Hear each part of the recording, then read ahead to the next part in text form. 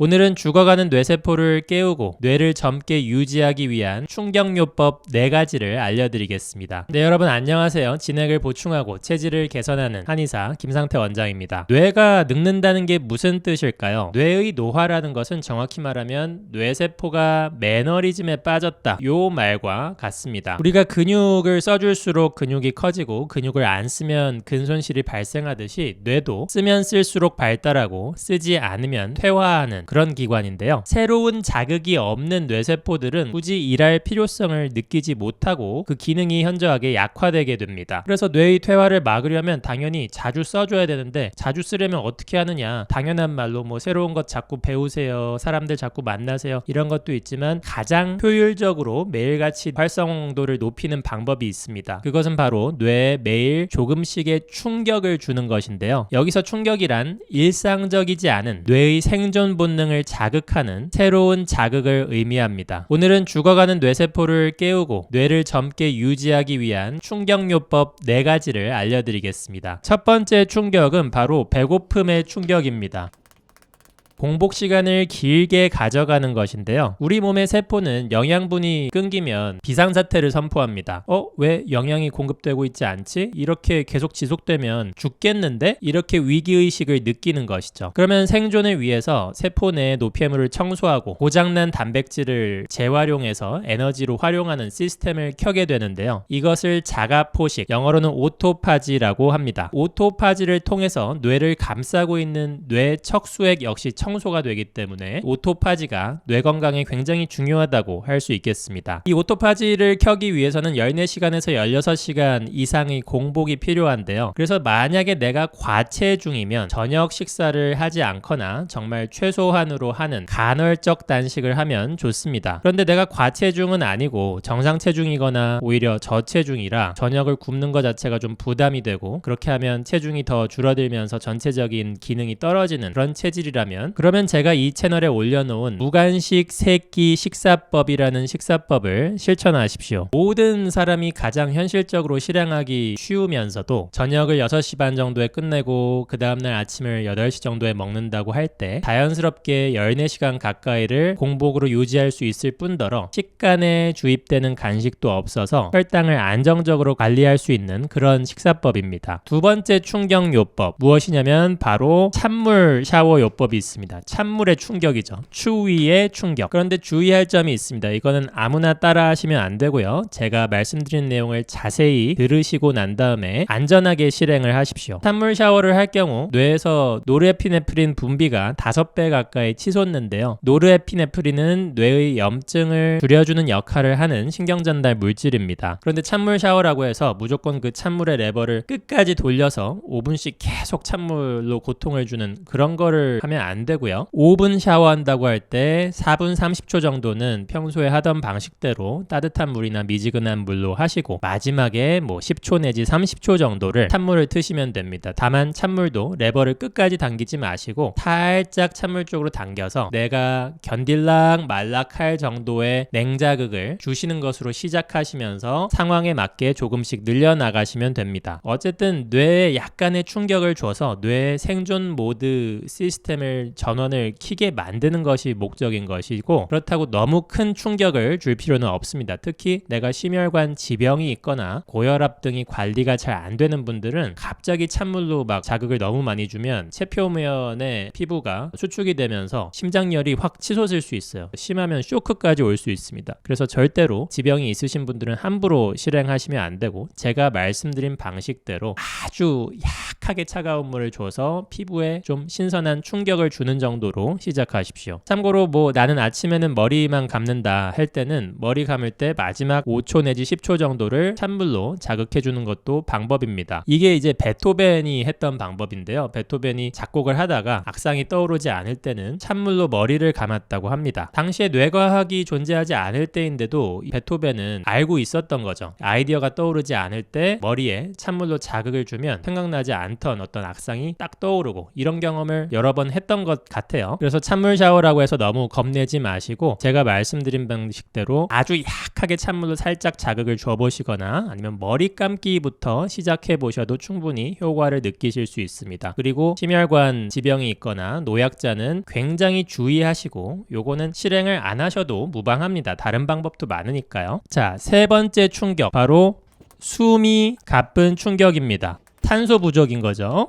숨 가쁘게 어떻게 하느냐? 운동하는 거죠. 고강도 인터벌 트레이닝입니다. 제 채널에서 늘 강조하는 이 채널의 트레이드 마크 같은 주제인데, 숨이 찰 정도의 고강도 운동 없이는 건강해지는 것은 굉장히 어렵다, 이렇게 늘 말씀을 드리죠. 이 고강도 운동은 뇌의 영양제라고 할 수 있는 BDNF를 분비시켜서 뇌 건강을 좋아지게 합니다. 관련 연구 결과는 이미 무지하게 많고요. 첫 번째, 간헐적 단식이나 찬물 샤워 요법 같은 경우 과연 뇌 건강에 얼마나 도움이 되는가에 대해서는 효과가 있는 것으로 추정되지만 아직 의견이 분분해요. 그런데 저는 이게 어느 정도 효과가 있다고 생각해서 오늘 말씀을 드리는 것이고, 반면에 이 숨가쁜 운동, 고강도 운동은 이론의 여지가 없습니다. 이것을 했을 때 뇌 건강이 좋아지고 치매가 예방된다는 연구 결과는 이미 무수히 많습니다. 참고로 고강도 운동은 굉장히 다양한 방식으로 할 수 있어요. 달리기, 수영, 실내 자전거, 계단 오르기, 로잉 머신, 이렇게 노젓는 거죠. 버핏 테스트, 기타 다양한 홈 트레이닝을 통해서 적용할 수 있고요. 이것도 마찬가지로 고강도 운동이라고 해서 운동을 평소에 하나도 안 하시던 분이 무리해서 갑자기 시작하시면 안 됩니다. 뇌에 약간의 충격을 주라고 한 것이지 너무 큰 충격을 갑자기 주라고 한 게 아니니까요. 그래서 제가 말씀드리는 이런 내용은 사실 유튜브에도 이미 있어요. 다른 사람이 얘기한 게. 그런데 제가 왜 이 영상을 찍냐면, 찬물 샤워나 고강도 인터벌 트레이닝을 아무나 무턱대고 막 시도했다가 다치거나 사고가 날 수 있기 때문입니다. 그래서 이걸 좀 더 자세히 풀어서 누구나 안전하게 시도할 수 있는 방법을 말씀드리려고 이 영상을 찍고 있는 것이죠. 그래서 고강도 인터벌이라고 제가 말씀을 드렸지만 꼭 인터벌 방식으로 안 하셔도 돼요. 고강도이기만 해도 되고 처음 시작할 때는 중간 강도로 시작하셔도 됩니다. 그래서 뭐 예를 들어서 계단 오르기 하는데 계단 오르기를 인터벌로 천천히 올라가다가 빨리 올라가다가 해야 되느냐? 전혀 그럴 필요가 없습니다. 계단 오르기는 이미 고강도 운동이기 때문에 그렇게 인터벌을 굳이 줄 필요가 없고요. 그래서 전 보통은 뭐 10대, 20대, 30대 젊은 분들에게는 달리기 같은 운동을 추천드리고 익숙해지면 인터벌로 하라, 이렇게 말씀을 드리고요. 그 이상 연령대인 분들은 상황에 맞게 계단 오르기를 주로 추천드리고 있습니다. 자, 여기까지 보면 공통점이 뭐예요? 자, 첫째, 굽는 거. 둘째, 추운 거. 셋째, 산소 부족한 거. 전부 뇌로 하여금 뭔가 새롭고 위협적인 자극을 살짝 주는 것입니다. 뇌는 충격, 자극에 약하고 애초에 자극을 받아들이기 위해서 탄생한 기관이에요. 그래서 새로운 자극이 없으면 매너리즘에 잘 빠지고 뇌세포 전체의 어떤 신경망이 전반적으로 퇴보하게 됩니다. 자, 이 원리만 잘 아시면 돼요. 그래서 네 번째 충격은, 이거는 이제 인터넷에서 아무도 얘기하지 않는 제 채널에서만 얘기하는 것인데, 몸에서 잘 안 쓰던 부위를 쓰는 운동입니다. 관절 돌리기 운동이죠. 그래서 제가 평소에 강조하는 관절 돌리기 운동은 어때요?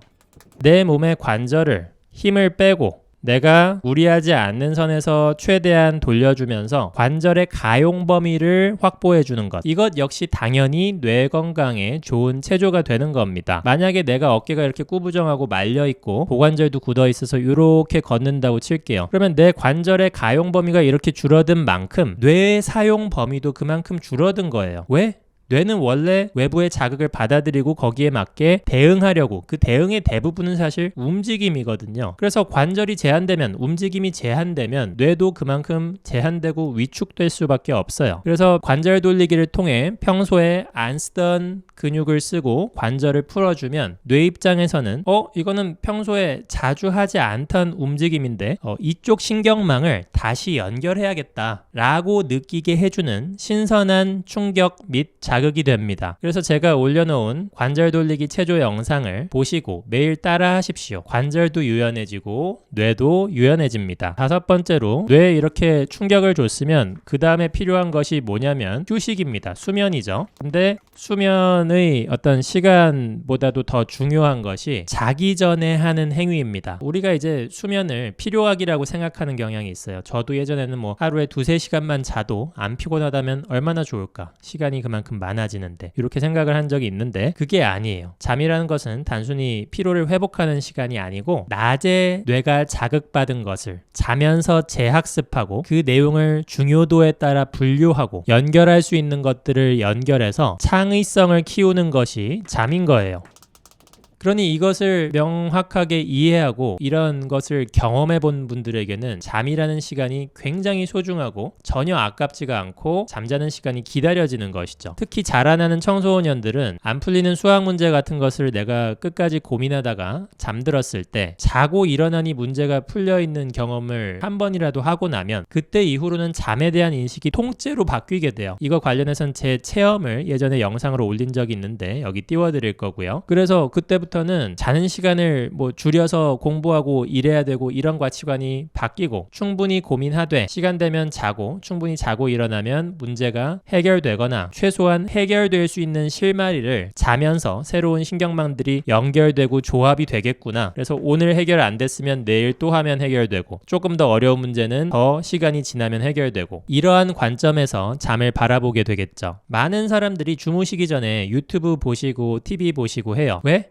그냥 누워있다가 잠드는 시간이 되게 아까운 거예요. 잠드는데 오래 걸리시는 분들도 있지만 잠드는데 그렇게까지 오래 걸리시지 않는다는 분들조차도 그냥 자기 전에 아무 자극 없이 누워있는 것을 잘 못 견뎌 합니다. 스마트폰이나 유튜브로 새로운 자극이 넘쳐나게 된 시대에는 더욱 그렇죠. 그래서 계속 자극을 주다가 저절로 스르르 잠들 때까지 기다리는 거예요. 그런데 그렇게 자기 전에 영상 자극을 무분별하게 주면 뇌는 피곤해합니다. 자기 전에는 그냥 침대에 누워서 눈을 감고 내 하루를 돌아보고 내 인생에서 현재 가장 중요한 목표가 무엇인지 등을 생각하면서 자는 것이 가장 좋습니다. 아니면 종교가 있으신 분들은 자기 전에 기도를 하거나 108배를 하거나 아니면 명상을 하거나 이런 습관들이 굉장히 좋아요. 실제로 제가 환자들 만나보면 자기 전에 혹은 새벽에 108배 명상, 기도 같은 거 하시는 분들이 치료 효과가 좋습니다. 왜냐면 그분들은 평소에 뇌를 정화하는 습관을 매일 하고 있는 거예요. 그래서 내가 종교가 없거나 명상이 잘